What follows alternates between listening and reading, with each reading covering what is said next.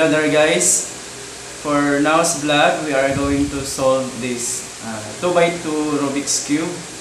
But before that, we are going to re-scramble this cube without looking at it as fast as we can, as longer as we can, so that you could see that we don't memorize pattern or any arrangement of this cube.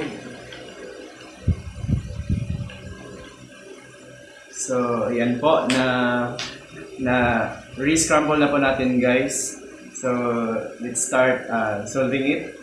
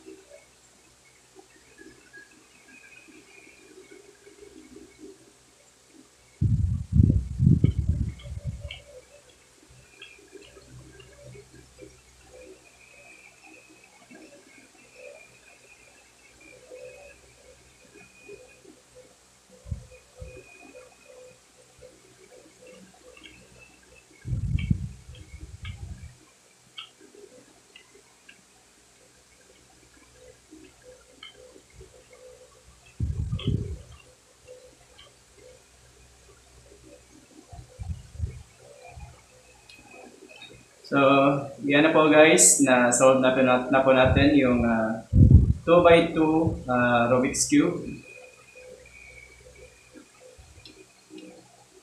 So, done na po guys.